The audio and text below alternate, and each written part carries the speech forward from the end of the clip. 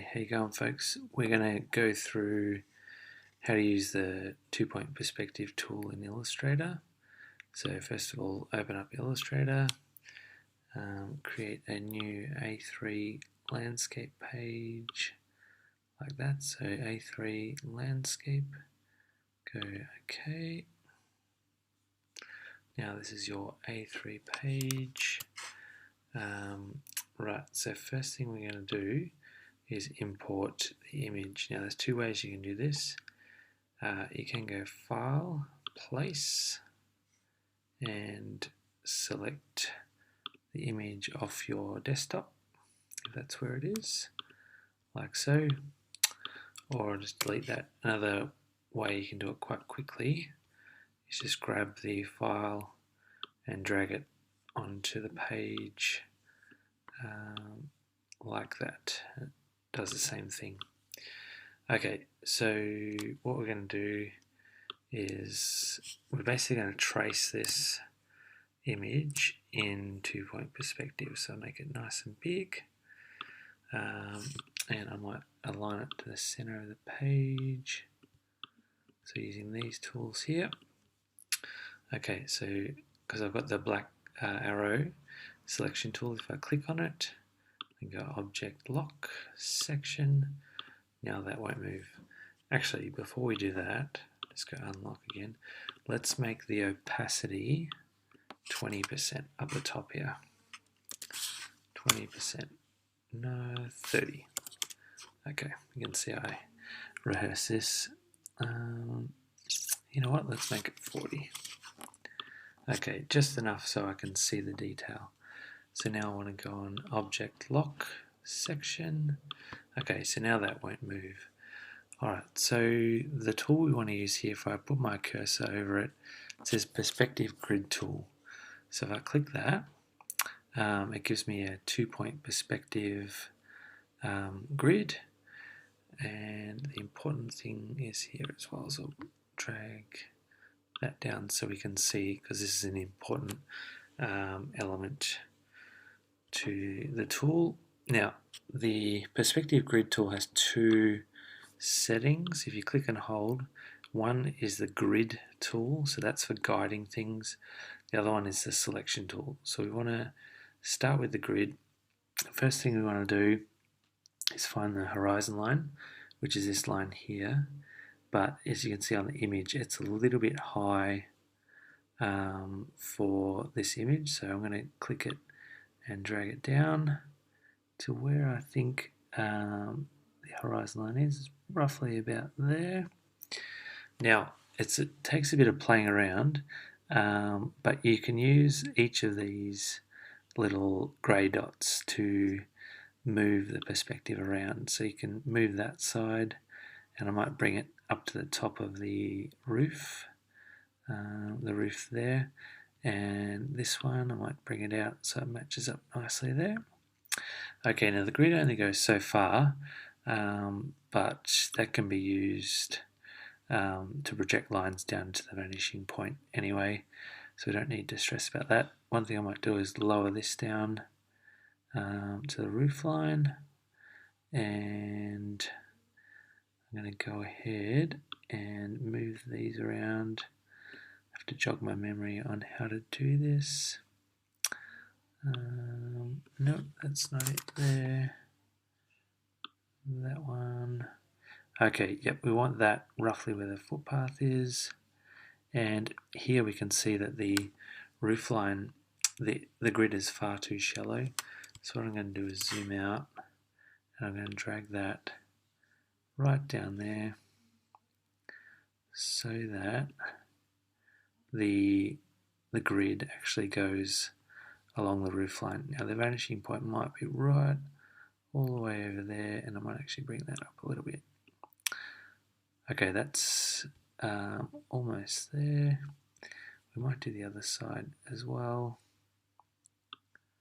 So bring that down actually. Takes a little bit of playing around.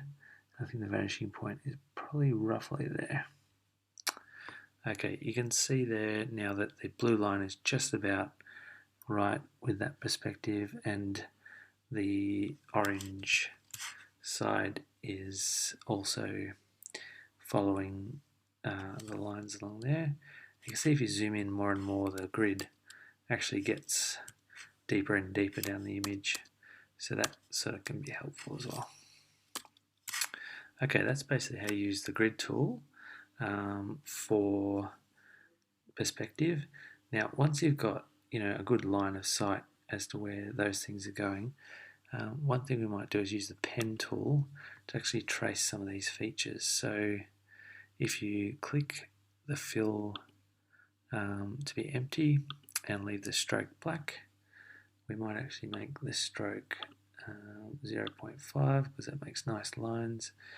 And now you basically proceed with tracing the house. So you click on all the features that you want to highlight, and I might actually just do the roof here. So the roof actually comes back there and down here to there, and you can see how I'm tracing. Now that's a solid shape now, so if you want to see if it's actually working, you can just flip the fill and it gives you an idea of what you've traced, and you can play around with the colors using the color guide or any of the color tools to give it sort of a nice grey look. You might like to do a grayscale trace, that might be nice. So if we click here and I want a black line again, so you just proceed to fill in all the details like the doors as so, and you can see how things are clicking to the grid, which is good. So you can fill in all the doors and windows along there and give the the house actual form. So basically just trace the rough shape down to there, and we might make that maybe sort of a lighter grey. And you can also order the layers, so you can see how the black door that I had is now underneath there. So if I go Object, Arrange, Send Backward, that appears. So it's just depends on how you layer your objects. So I might go ahead now and quickly punch in a few more details, and just to give you an idea of what sort of thing you can do with this tool. And then yeah, it'd be good if you guys had a go at detailing this image, which you can find as an image download off the portal. Yeah, so I think you get the idea.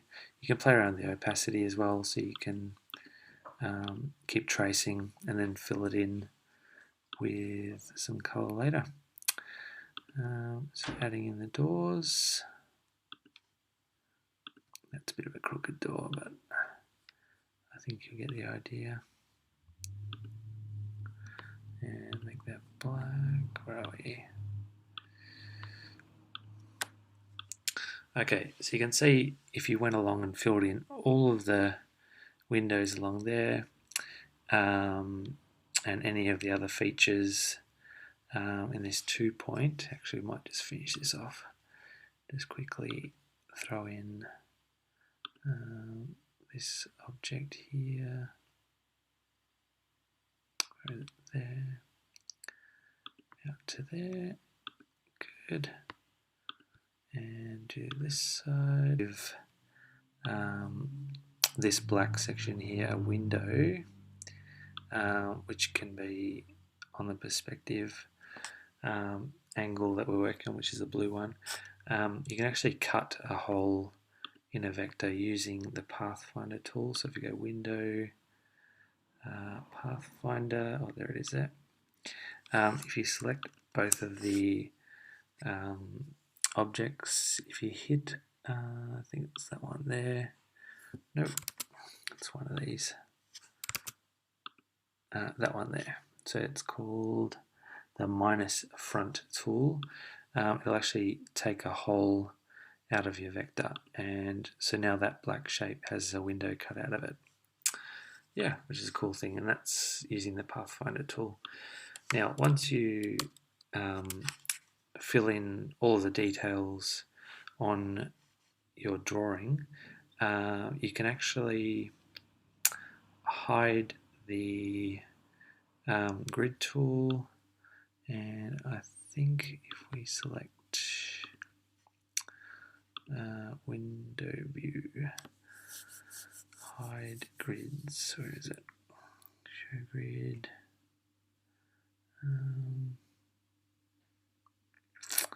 Look, see me about hiding the grid because I can't remember where it is. But what I'll actually show you, if you go unlock all and just delete that image, you're left with a nice perspective drawing. Now, one thing, actually, because I can't remember where the how to get rid of the grid, what you can actually do is just ask Google. So if you go Illustrator, how to hide the perspective grid.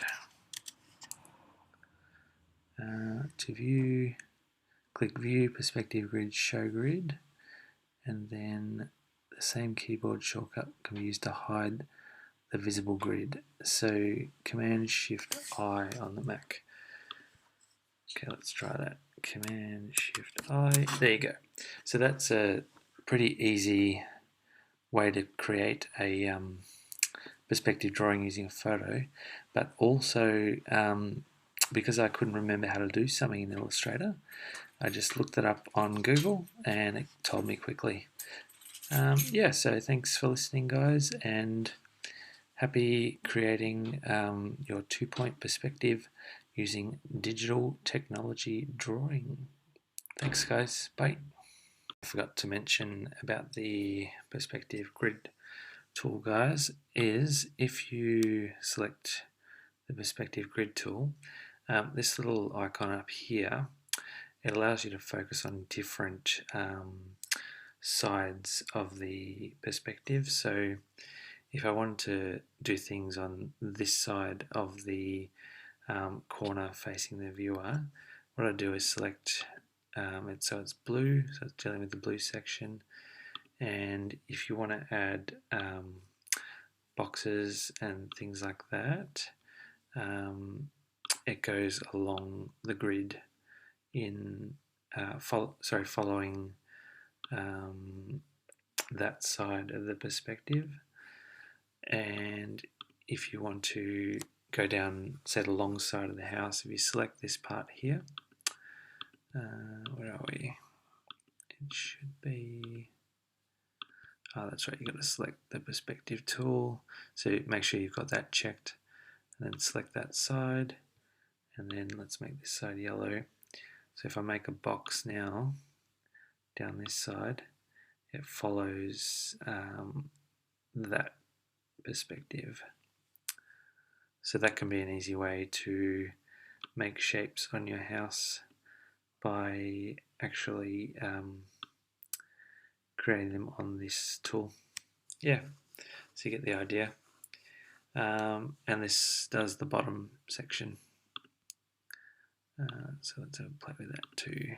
Let's make it blue, and that's going to deal with the floor basically. So you've got the floor, the walls on one side, and the walls on the other side. So I hope that made sense. But yeah, you can use, like I said, that little, or you might call it a widget, to play around with different levels of perspective.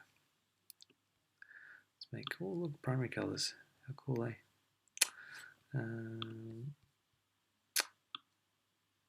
Yeah, cool, you get the idea. Thanks, guys.